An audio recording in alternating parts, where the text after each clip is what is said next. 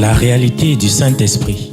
Le Saint-Esprit de Dieu est peu connu par les chrétiens parce que plusieurs ne l'ont pas encore revêtu et même pour ceux qui l'ont revêtu, il demeure un mystère.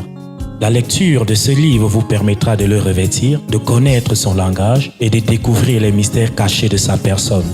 Pour tout contact, appelez au plus 237 678 78 16 21 plus 237 242 0020 09 et il deviendra pour vous une réalité. La réalité du Saint-Esprit, un livre écrit par le révérend pasteur Caleb Ngwa à Tangana.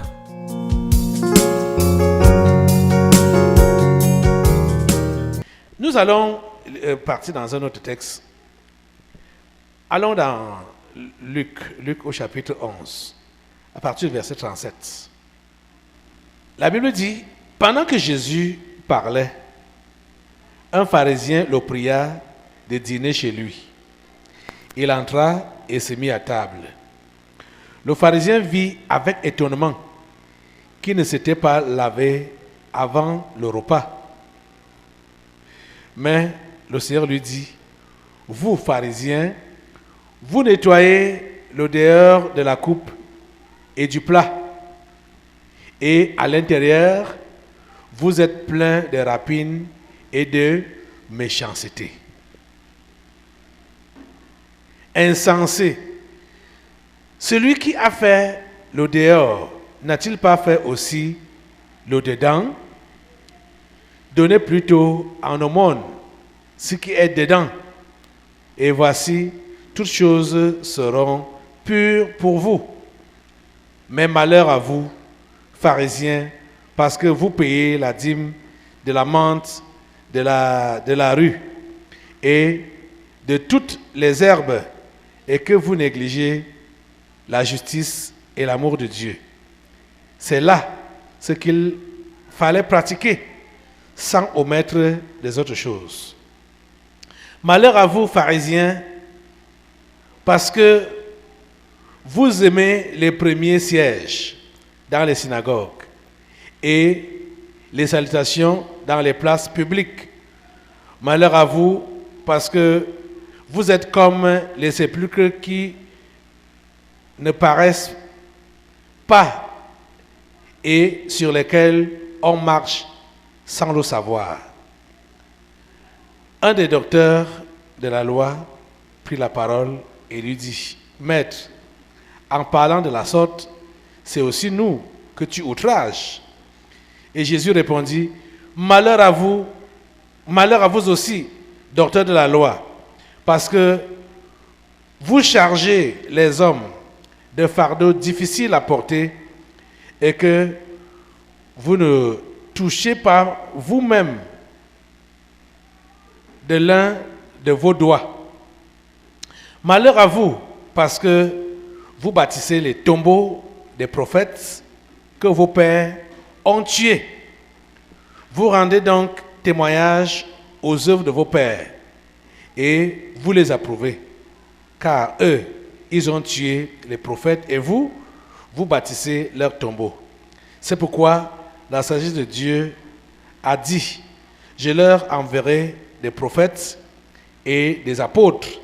Ils tueront les uns et se persécuteront les autres, afin qu'ils soient demandés compte à cette génération du sang de tous les prophètes qui a été répandu depuis la création du monde.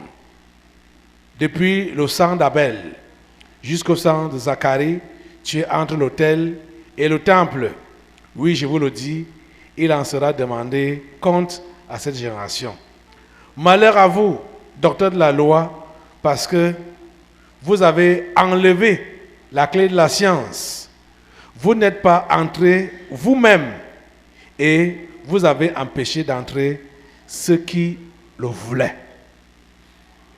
Vous voyez, c'est donc là leur spécialité. Et ils ont enlevé la clé de la science, la clé de la connaissance. Vous savez que la science ou la connaissance, c'est la crainte de Dieu. La Bible dit que le commencement de la sagesse, c'est la crainte de Dieu. Ils ont enlevé la crainte de la science. Et comment ils ont enlevé la crainte de la science? C'est par leur comportement, par leurs actes. Ils disent et ne font pas. Ils disent, faites ceci, faites cela, mais eux-mêmes ne font pas ça. Donc, par là, ils ont enlevé, ils ont dilué la crainte de Dieu. De façon que, maintenant, n'importe qui se croit aussi permis de se comporter n'importe comment. Puisque ceux-là qui sont supposés être les modèles ont un comportement autrement. Vous voyez? Mais là où ils ont mis l'accent, c'est sur les apparences, sur les honneurs. Les honneurs à eux donnés, hein? Pas les honneurs donnés à Dieu, mais les honneurs à eux donnés. C'est sur ça qu'ils ont mis l'accent. C'est pourquoi vous allez voir que depuis donc ce temps-ci, pendant que Jésus était encore là, il a enseigné le premier texte qu'on a eu à lire. Jésus a enseigné comme il est Dieu. Il savait que le temps allait arriver comme ceci, comme c'est arrivé avec l'histoire de la religion, où maintenant l'homme a pris la place de Dieu. L'homme est plus honoré que Dieu lui-même. Vous voyez que, lève-toi un peu, petit garçon. Quelqu'un qui ne plie jamais son genou devant le grand Dieu. Mais quand il va voir cet homme-là en soutane, voici comment il va le saluer. Vous voyez, non? Bonjour mon père. Bonjour mon père. Cet homme n'a jamais plié son genou devant Dieu. Ne respecte même pas Dieu. Mais comme il a vu, comme il n'est pas en soutane, il a vu quelqu'un en soutane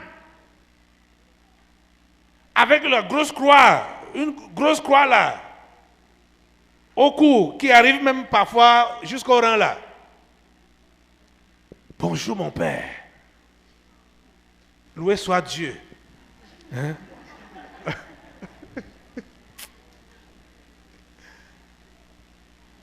L'homme reçoit les honneurs plus que Dieu. C'est comme ça qu'ils ont fabriqué ça. Mais l'histoire là est bizarre. Tu peux t'asseoir. Écoutez les amis. Ne pensez pas que quand on est homme de Dieu, on a déjà dépassé Dieu et on dépasse tous les hommes. Ce que Jésus a enseigné ici, là, c'est très pertinent. C'est très pertinent. Il savait que les moments vont arriver où l'homme va prendre, les scribes et les pharisiens vont prendre la place de Dieu. Jésus a dit tout ce qu'ils aiment faire, tout ce qu'ils aiment faire, comment ils se comportent et comment ils veulent que les gens les considèrent.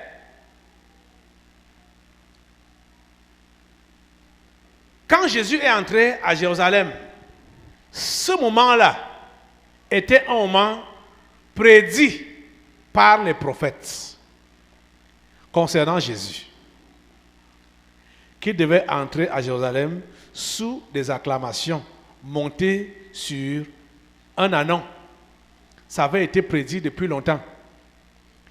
Et c'est la seule fois que Jésus a reçu ce qu'on peut appeler un accueil triomphal.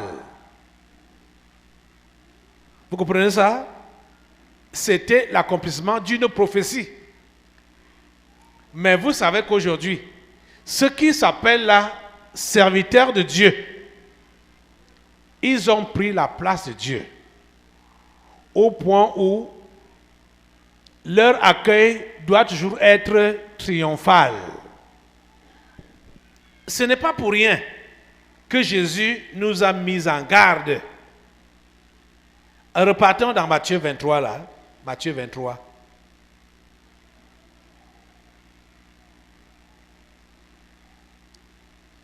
Jésus dit, Matthieu 23, à partir du verset 5, ils font, parlant des scribes et des pharisiens, ils font toutes leurs actions pour être vus des hommes. Ils font leurs actions pour être vus de qui? Des hommes. Ainsi, ils portent de larges phylactères et ils ont de longues franges à leurs vêtements. Ils aiment la première place dans les festins et les premiers sièges dans les synagogues. Allez dans ce qu'on appelle l'église là-bas dehors, partout.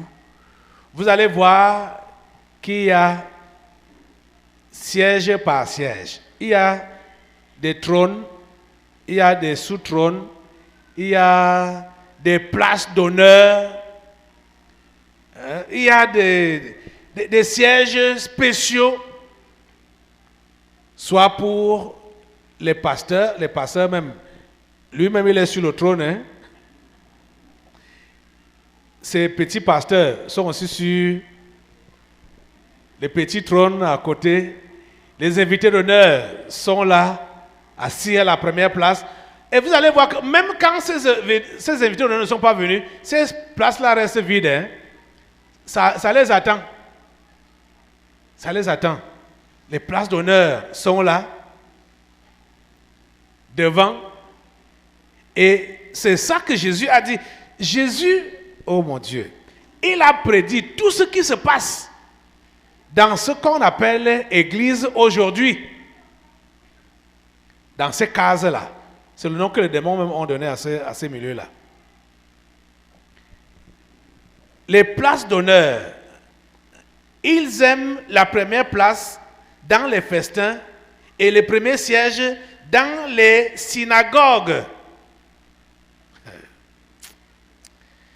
Oh mon Dieu. Verset 7. Ils aiment à être salués dans les places publiques et à être appelés par des hommes rabbi. Rabbi. C'est-à-dire maître, mon Seigneur. L'histoire là me fait bizarre quand j'entends un homme qui accepte qu'on l'appelle mon Seigneur. Ça me donne la chair de poule. Mon Seigneur.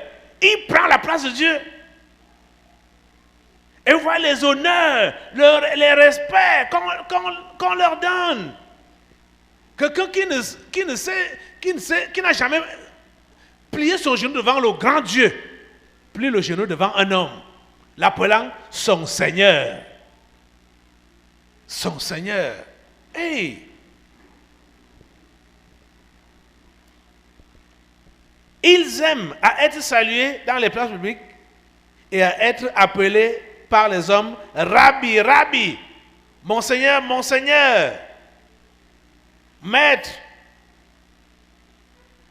Verset 8, Jésus dit, mais vous, ne vous faites pas appeler Rabbi, car un seul est votre Maître. Vous êtes tous frères, et vous êtes tous frères. Jésus le savait que c'est comme ça que ça va se passer. Et il a averti que nous ne devons jamais nous prévaloir sur les autres en tant que, soi-disant, serviteurs de Dieu. Aujourd'hui, Rabbi même seul ne suffit pas, ou maître, ils ont plein de titres aujourd'hui. Juste gonfler leur soi-disant position dans les choses de Dieu. D'autres alignent Right Reverend, Bishop, Doctor, prophète. Ils mettent tout ensemble pour montrer comment ils ont atteint le sommet. Archbishop. Je ne sais pas, dans la Bible, je vois les évêques, les bishops. Je n'ai pas vu archbishop dans la Bible. Je n'ai pas vu ça. Les right reverend. Reverend ne suffit pas. Ils mettent right reverend. L'autre était venu ici avec un nom. Celui qui était mal à l'origine de ces choses-là. C'était encore qui là? Son nom, son Altesse Éminentissime. Son Altesse Éminentissime. Oh mon Dieu. C'est-à-dire, les titres, les positions. Jésus savait que ça devait être comme ça. Vous voyez? Il a dit qu'il ne faut pas faire ça.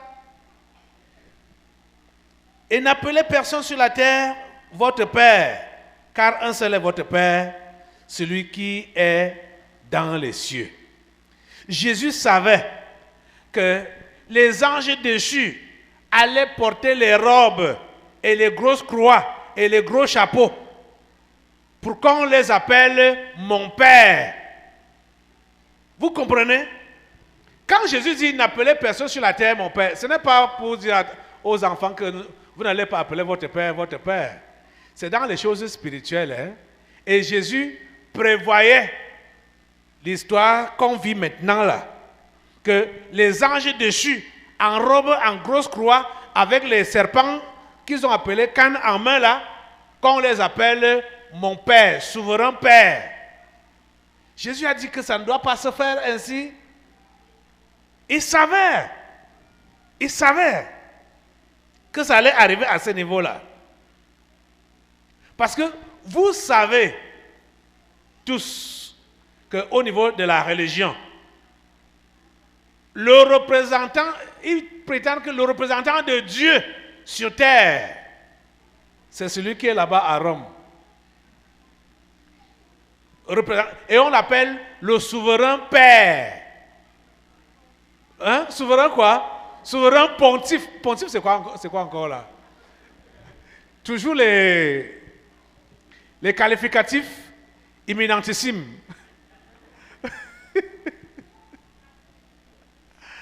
Hey, sa sainteté. Hein? Vous voyez? C'était pour éviter ça que tu ne pars pas t'affilier à quelqu'un qui n'a pas la même nature que toi. Tu comprends ça? Ce sont des anges déchus qui ont pris juste des carcasses humaines. Tu vas l'appeler ton père. Ça veut dire quoi? Toi-même, tu vas te mettre sous l'influence d'un démon. Tu te mets sous l'influence d'un démon. Mais quand on va lire Paul, qui réclame sa paternité spirituelle aux Corinthiens, là on comprend que ce que Jésus a dit ici, c'était en prévision de ce qui devait se faire au niveau de la religion, que la religion allait prendre le dessus et que les pharisiens, ça ne devait même pas seulement s'arrêter à ce niveau, au niveau où ils sont salués, ils reçoivent les premières places dans les synagogues, dans les festins, même dans les places publiques, on les adore, mais que ça devait s'imposer dans la religion globale et influencer les simples. C'est pourquoi il avait mis cet interdit. Il dit, ne vous faites pas appeler directeur, car un seul est votre directeur, le Christ. Le plus grand parmi vous sera votre serviteur. Quiconque s'élèvera sera abaissé, et quiconque s'abaissera sera élevé. Jésus prédisait et enseignait à l'avance à tous ses enfants la leçon d'humilité. Vous comprenez? Parce que vous devez comprendre ceci. Jésus lui-même, malgré qu'il était Dieu, Fils de Dieu, Saint-Esprit, et malgré tout ce qu'il a fait comme miracle, tout ce qu'il a montré comme signe, il n'a jamais été respecté sur cette terre.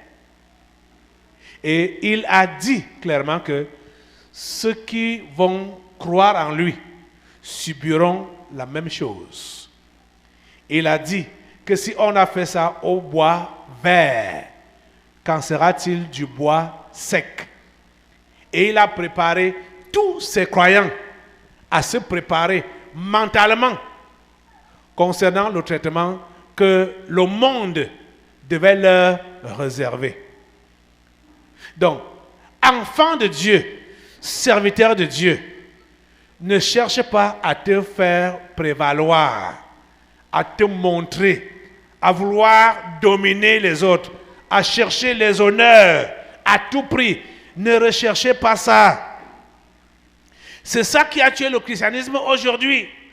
Ça, c'est la croyance des scribes et des pharisiens. La course au titre, la course au grade, la course à l'élévation, la course à la grandeur. Ça, c'est la religion des scribes et des pharisiens. Enfant de Dieu, tu ne dois pas aller après ça. Chrétien, tu ne dois pas aller après ça. Serviteur de Dieu, tu ne dois pas aller après ça.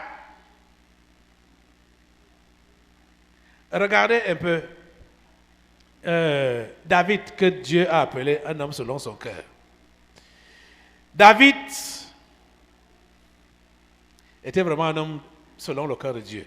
David était simple et savait que s'il est devenu roi, c'est grâce à Dieu.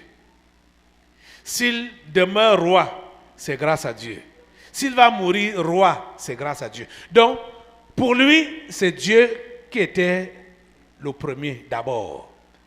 C'est pourquoi, quand il voulait faire entrer l'arche de Dieu dans sa ville, il s'est mis à danser de toutes ses forces. Comme il avait attaché juste un pain et il sautillait, sa femme, sa première femme, a eu honte à sa place. Pour lui dire, quand elle est venue, elle lui a fait cette remarque-là. Ah, David, il y a la façon que je t'ai vu sautiller, mais tu te découvres devant tes servantes. David, vous savez ce que David lui a dit? David lui a dit que ce n'est pas devant les hommes que j'ai dansé. J'ai dansé devant Dieu. Et même si je me découvre devant mes servantes, alors que je l'ai fait devant Dieu, celles-là ne pourront jamais me déshonorer pour cela. Je vais toujours être leur roi parce que je n'ai pas forcé cette position. C'est Dieu lui-même qui m'a placé là. Tu n'as pas besoin de mater les gens ou de chercher à mater les gens pour qu'ils te respectent. Si tu es de Dieu, tu dois être naturel. Le pouvoir vient de Dieu. L'élévation vient de Dieu. Tout vient de Dieu. Et c'est Dieu qui doit prendre la première place dans ta vie. Dieu d'abord. Dieu d'abord. Quand tu vas chercher à te prévaloir, à te positionner, tu vois donc que tu vas bousculer tout sur ta route, sur ton chemin, sur ton passage. Et tu vois que ça ne sera pas bien de se placer à une position élevée alors que les autres pleurent en bas. Tu auras gagné quoi? Tu ne gagnes rien. C'est comme ça que ça se passe là-bas dans le monde. pour être élevé, il faut marcher sur les autres, piétiner les autres, afin de se positionner. Dans des sociétés, même dans les services publics, là, ce sont les autres humains qui servent d'échelle à ceux-là qui veulent atteindre le sommet. Ils jonchent, c'est-à-dire, ils prennent leurs semblables et fabriquent l'échelle avec eux, c'est-à-dire pour monter sur eux, et eux, ils se placent au sommet. Dans les choses de Dieu, ça ne devrait pas être le cas. Et Jésus nous a prévenus de ne pas se comporter de cette manière-là. Quand vous voyez donc aujourd'hui qu'on parle de grands serviteurs de Dieu et sur le terrain, on ne voit pas l'influence de Dieu. On ne voit pas le changement de la société. C'est parce que ces gens-là ne sont pas les serviteurs du Dieu d'en haut. Ils sont les serviteurs de leur propre Dieu, qui est eux-mêmes. Parce qu'ils ont pris la place de Dieu. Vous comprenez ça? Et ils sont exactement comme dans les scribes et les pharisiens. C'est ce genre de religion que nous avons aujourd'hui. C'est ça qui prévaut aujourd'hui. Et chacun fait ça à sa manière. Tu peux te dire que, ah voilà, bon, moi je ne suis pas pasteur, je ne suis pas évangéliste, je ne suis pas prophète, machin, tout ça. Mais comment est-ce que tu prends la remarque que ton frère en Christ ou ta soeur en Christ te fait? Comment est-ce que tu prends cette remarque-là? Hein? Vous savez, l'élévation ou l'orgueil, ce n'est pas les gens que vous voyez marcher avec les épaules haussées comme ça, ou les dos carrés, comme ça. L'orgueil là, c'est là, à l'intérieur, dans le cœur. Quand on a fait quelque chose qui a touché à ton moi, comment tu te sens là, à l'intérieur? Comment tu te comportes là, à l'intérieur? Peut-être tu n'as pas dit ouvertement que, mais il fait ça à qui? Mais là-dedans, tu as dit ça. Il fait ça à qui? Comment il peut me parler comme ça? On doit te parler comment? On doit te parler comment? Vous savez, la Bible enseigne la bonne conduite. Ça, c'est clair. Et si quelqu'un est chrétien, il doit bien se conduire. Si quelqu'un dit donc qu'il est chrétien, il se conduit mal vis-à-vis de toi. Toi, qui es donc chrétien? Tu es vrai chrétien ou aussi entre guillemets?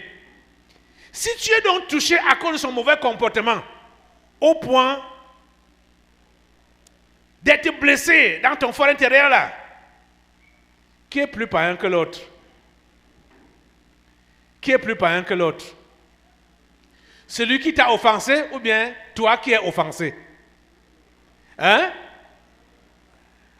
Qui est plus chrétien? Écoutez, quelqu'un peut t'offenser sans vraiment savoir qui t'a offensé. Lui, il ne sait pas qui t'a offensé. Hein? Vous savez ça, non? Il y a des péchés par omission. C'est-à-dire tu fais du tort à quelqu'un sans le savoir. Mais toi, qui accueille donc ça?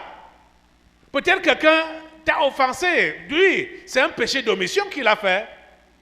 Mais toi qui dis donc que tu es chrétien, tu es offensé. Et tu gardes cette offense-là. Qui est plus païen? Qui est plus païen? C'est toi qui gardes l'offense. Voyez? Nous devons avoir des cœurs dégagés. Et vous voyez, tout ce que Jésus a décrit concernant les scribes et les pharisiens là, ça tourne autour de quoi? Ça tourne autour de quoi? Autour du moi. Ça tourne autour du moi. Donc vous êtes en train de comprendre que le christianisme, notre foi chrétienne, a réellement affaire avec le moi. Le moi, il est très mauvais. Si tu arrives à l'eau matée, tu pourras facilement entrer au ciel. Parce que tout tourne autour de ça. Autour du moi. C'est le moi qui est atteint, attaqué. C'est le moi qui est frustré.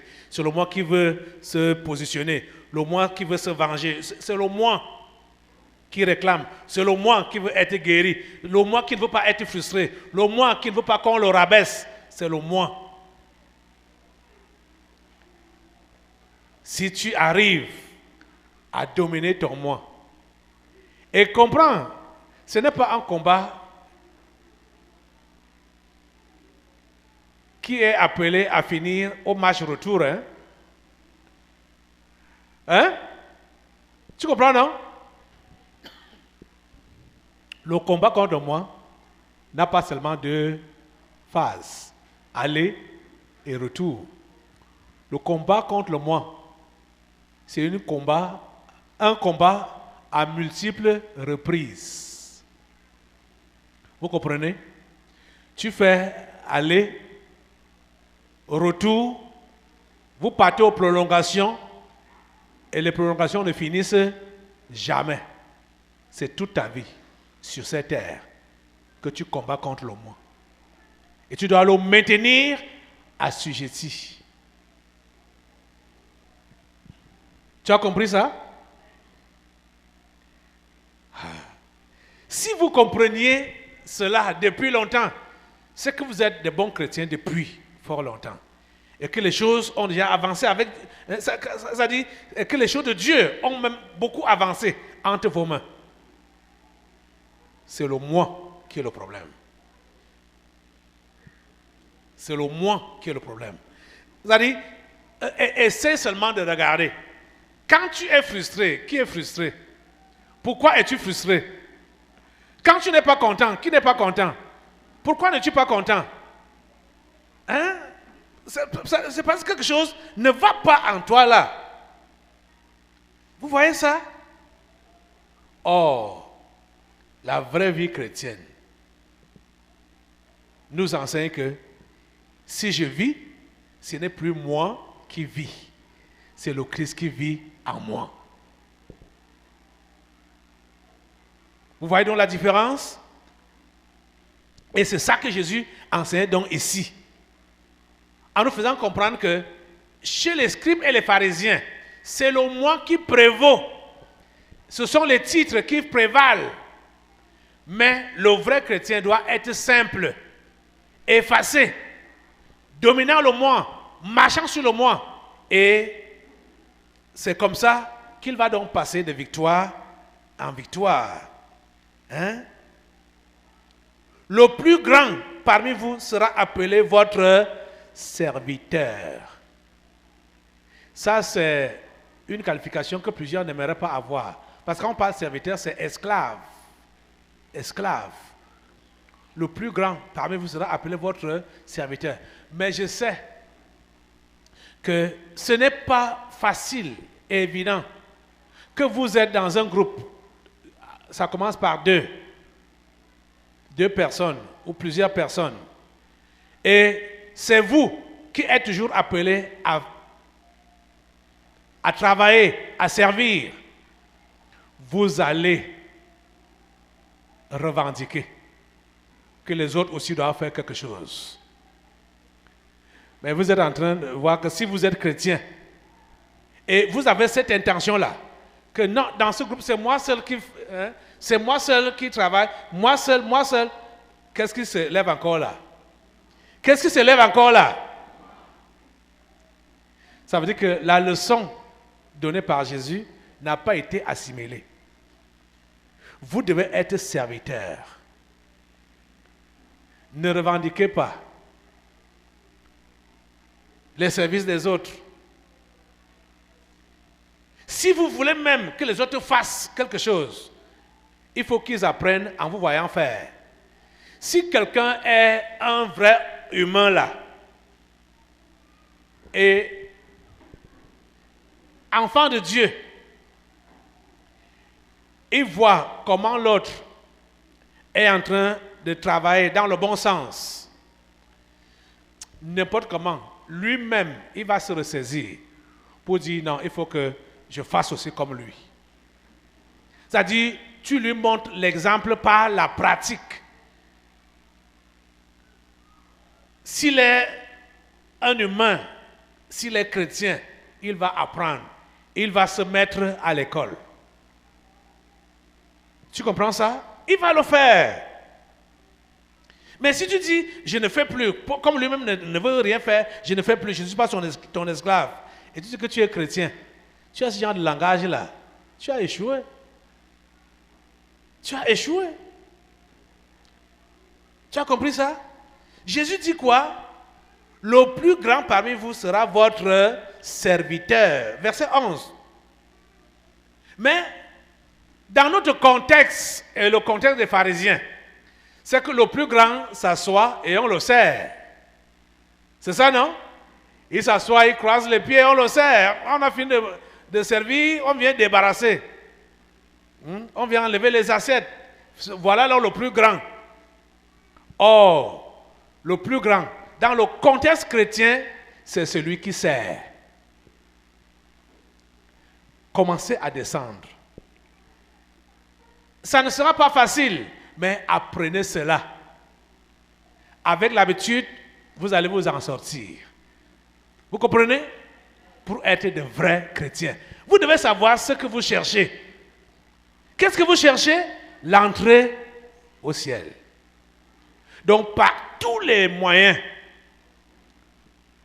faites ce qu'il faut faire pour accéder là-bas. Vous comprenez? Quiconque s'élèvera sera abaissé, et quiconque s'abaissera sera élevé. Et cette élévation, ce n'est pas ici sur la terre, ce n'est pas ici sur la terre. Le vrai serviteur de Dieu est réellement au service de tous. Quand vous allez lire ce que Paul dit le concernant, en dehors des tribulations qu'il connaît ou qu'il a connues au quotidien, il dit que je suis assiégé chaque jour par les soucis que me donnent toutes les églises. Assiégé. Vous savez ce qu'on appelle être assiégé par les soucis.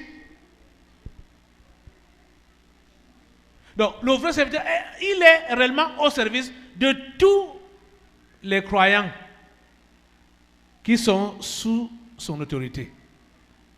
Parce qu'il a du souci de les voir grandir, de les voir avancer, et il a de la peine quand il apprend ou il entend qu'ils sont tombés. Vous comprenez ça? Vous comprenez ça? Quiconque s'élèvera sera abaissé, et quiconque s'abaissera sera élevé. Donc, vous comprenez que le système de Dieu ne fonctionne pas comme le système du monde. Si tu veux être grand, sois petit. Tu veux être élevé, rabaisse-toi. Ne fais pas comme les scribes et les pharisiens. Ne sois pas à la recherche de la gloire, de l'élévation, de la notoriété. Ne sois pas à la recherche du positionnement. Non. Cherche ce qui est bas. Et au dernier jour, c'est là que tu sauras que tu avais pris la première place. Amen. Amen. Mais je sais que en ce qui concerne les humains que vous êtes là, c'est chacun qui a au fond de lui là le désir de se voir grand. Et quel est le chemin Emprunter, c'est le chemin de tout le monde. Ça dit marcher sur les autres pour être positionné. Mais Jésus vous dit que ce n'est pas ça qu'il faut faire. Il faut plutôt accepter que les autres marchent sur toi. Il faut plutôt accepter de servir les autres. C'est là que Dieu lui-même va t'élever. Pas sur cette terre que tu vas te trouver maintenant patron de ceux-là qui ont longtemps marché sur toi. Non. Parce que certains, quand ils font les prières là, oh Seigneur, élève-moi, Seigneur, change ma situation, change ma position, Seigneur, donne gloire à ton nom, permets que ceux qui ont vu mon abaissement, ils puissent voir mon élévation pour croire en toi. Ça, c'est des histoires. Ah, c'est des histoires. Ça ne donne pas. C'est des fausses prières, je t'assure. Depuis que tu fais ça, tu as été exaucé quand? Tu ne pourras même jamais être exaucé. Dans le style là. La Bible n'a jamais demandé qu'on cherche des choses élevées. La Bible demande de chercher des choses humbles. Parce que l'élévation, ça ne vient pas de notre recherche. C'est la planification de Dieu. Vous comprenez? C'est la planification de Dieu. C'est lui qui élève et c'est lui qui rabaisse. Et la Bible dit, humiliez-vous sous la puissante main de Dieu, afin qu'il vous élève au temps convenable. Vous voyez? Donc, vous comprenez que l'élévation, ce n'est même pas quelque chose qu'un enfant de Dieu doit demander. Ce que l'enfant de Dieu doit faire, c'est de s'humilier. Et quand son humiliation sera concrète, Dieu lui-même va l'élever. Et la Bible dit comment? Au temps convenable. Et c'est lui seul qui sait le temps convenable. Tu as compris ça? Que Dieu te bénisse. La réalité du Saint-Esprit. Le Saint-Esprit de Dieu est peu connu par les chrétiens parce que plusieurs ne l'ont pas encore revêtu et même pour ceux qui l'ont revêtu, il demeure un mystère. La lecture de ce livre vous permettra de le revêtir, de connaître son langage et de découvrir les mystères cachés de sa personne. Pour tout contact, appelez au plus 237 678 78 16 21 plus 237 242 0020 09 et il deviendra pour vous une réalité.